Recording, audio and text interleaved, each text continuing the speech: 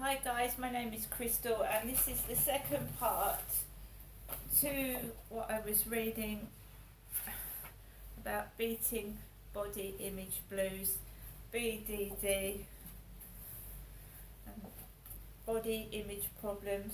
Now it goes on to say, do I have an eating disorder? Extreme concerns about body image can result in eating disorders such as anorexia or bulimia.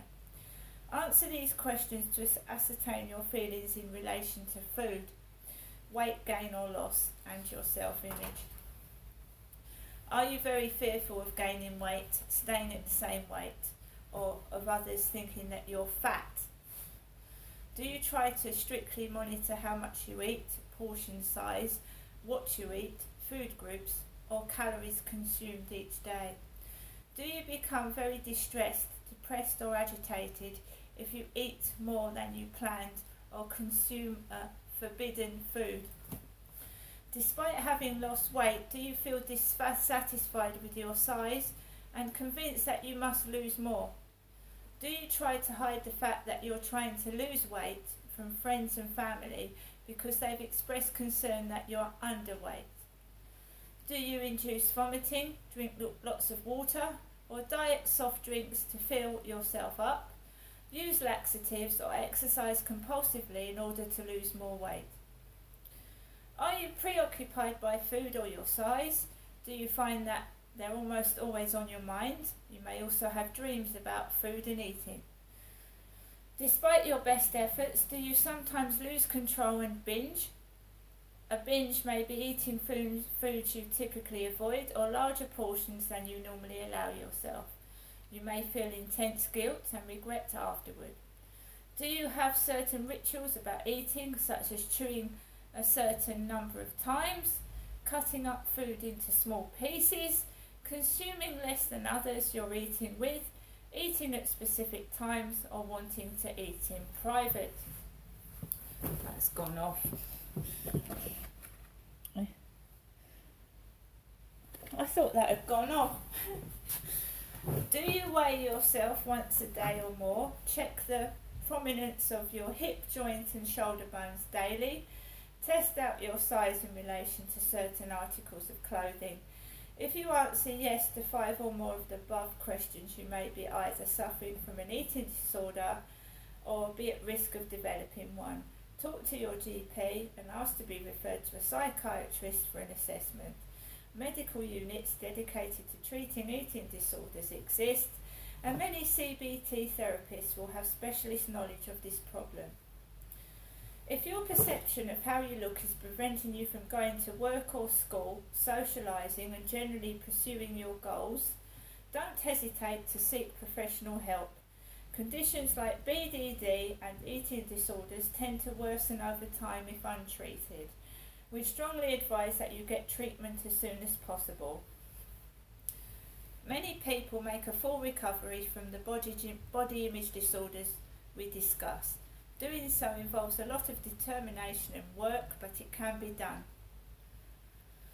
Considering hypothetical cases, you may not have found the questions in this section relevant to you, but still recognise that your relationship with your physical self is less than ideal. Here's an example. Jake is tall and slim. He got teased a lot during his school years and was called Stretch and Beanpole. Jake remains very self-conscious about his height and build. He constantly compares himself to his friends at the gym who are more compact, muscular and stocky. Jake has developed a habit of scrutinising himself when he gets undressed in front of the mirror. Generally, he's pretty uncomplimentary about what he sees. What puny little shoulders I have. My stomach muscles are non-existent. Why don't I even bother working out? It clearly has no real effect. Jake's habitual harsh self-criticism in front of the mirror isn't doing his overall self-esteem or body image a lot of favours, but he's been doing so for so long that he doesn't realise how damaging this criticism actually is. Savannah hates her face. She thinks that her nose is too prominent and that her eyes are too far apart. She takes no notice of her glossy hair and even teeth. In fact, she's so dissatisfied with her facial appearance that looking in the mirror is very painful.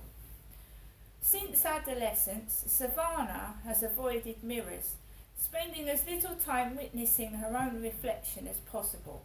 She quickly does her hair and applies a modest amount of makeup each morning, then avoids looking in a mirror for the rest of the day. Savannah considers reflective surfaces to be her enemies. She completely discounts her best features and focuses instead on those she dislikes. One of the key differences between people with a healthy body image and those with an unhealthy one is what they choose to focus on when they look at themselves in the mirror. People with poor body image typically home in on areas of dissatisfaction to the exclusion of other aspects of their looks.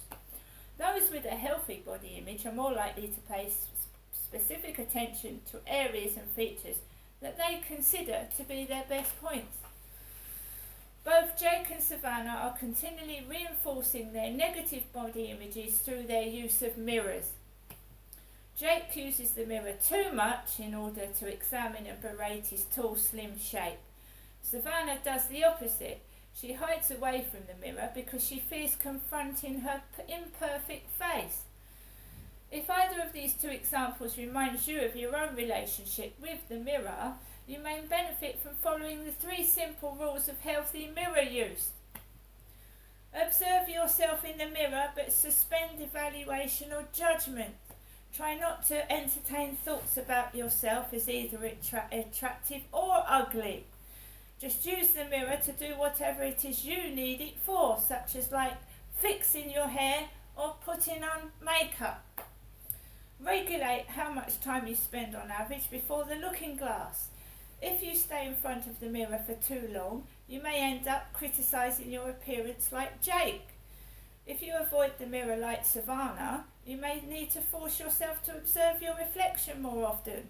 Avoiding mirrors can serve to reinforce the fictitious notion that your appearance will cause them to shatter, break.